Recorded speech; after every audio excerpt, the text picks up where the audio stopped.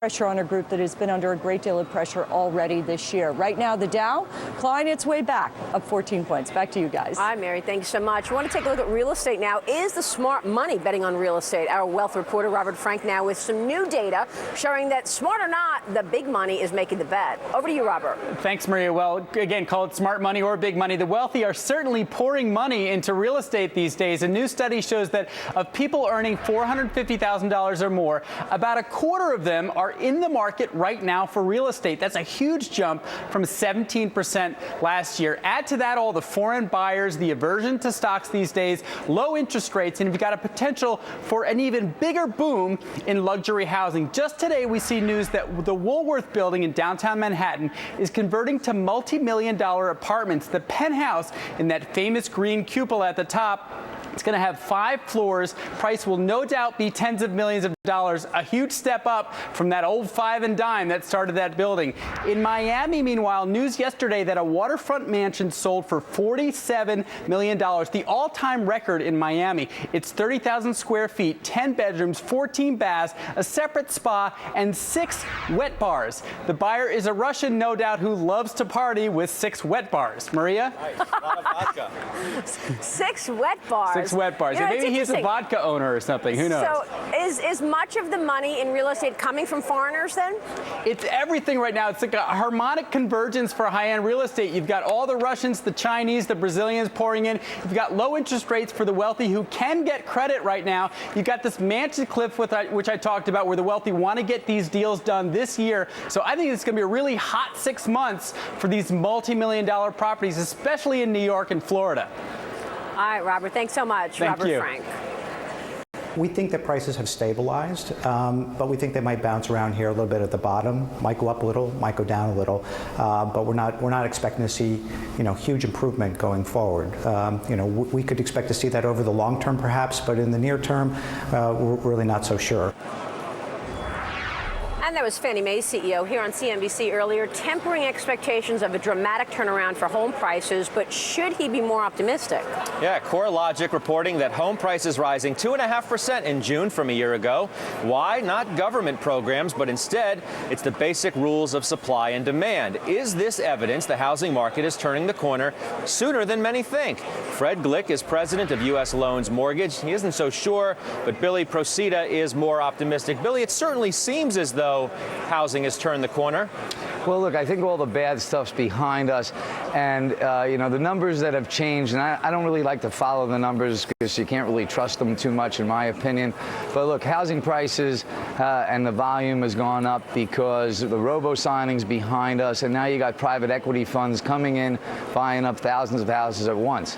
The good news is that the houses that were bought in 2010, 2011 have now been renovated and are coming out to the market. I think one of the things that nobody gets about the housing market is most of your stuff is short sales, and they're not renovated and not in any good condition.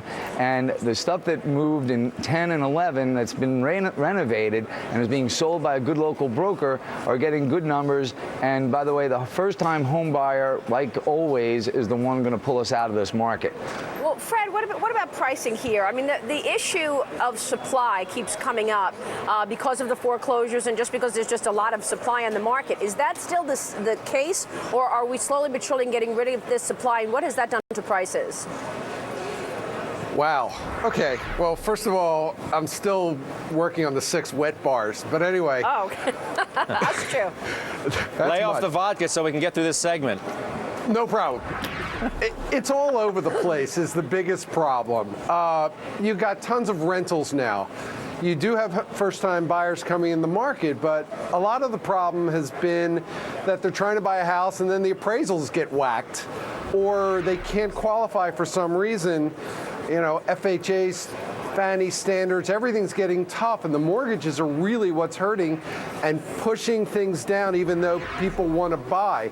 Some people don't even bother going into the market. The thing that I hate is the media, not you guys, of course, comes out and says you have to have a 20% down payment, which is not true. So there's so many little factors in the market that are holding people back in addition to by the way, mortgages. You should Yeah, go really ahead. have 20% to afford a home. That's a fact. If you go back to the 60s and the 70s, 20% is the right number, or we're going to end up in the same mess. Oh, God, no. Then don't have Well, VA what's the loans. number Tell all the then? veterans we're going to stop doing 100% financing for them. What's Which, the in number fact, the then from your VA standpoint, loans Fred? 100%. Listen, here's the problem. 100% financing based on an appraisal.